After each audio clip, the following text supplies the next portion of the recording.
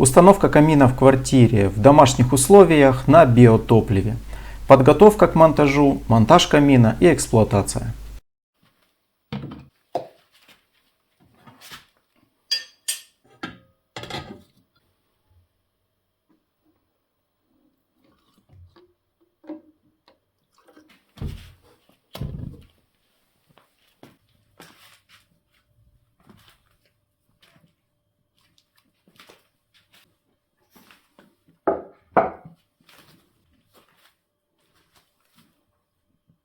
Это камин фирмы Infire, биокамин, который работает на биотопливе.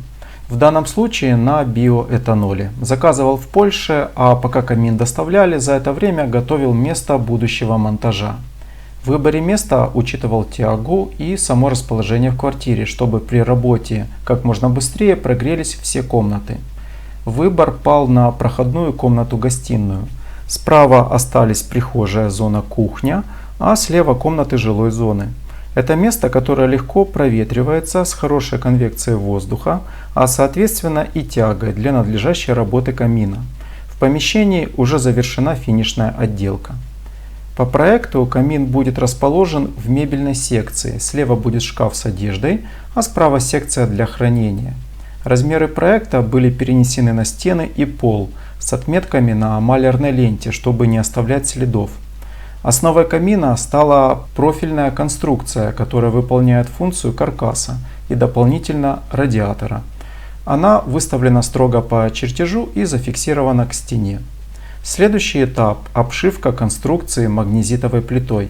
Именно она и будет соприкасаться с самим камином.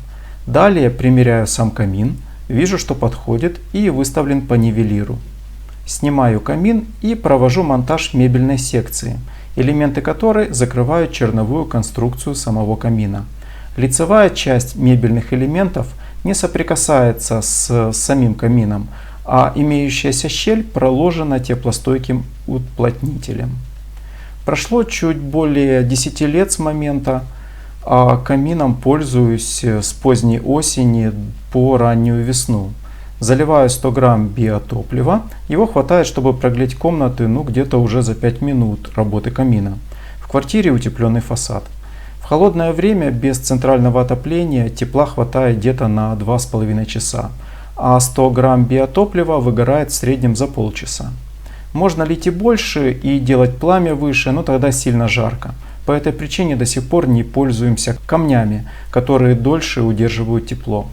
Если же отдыхаем вечером у камина, то топливо расходуется больше, так как оно выгорает, хочется смотреть на огонь. Хотелось иметь камин, который не электрическая бутафория, а работает на топливе и при этом не коптит.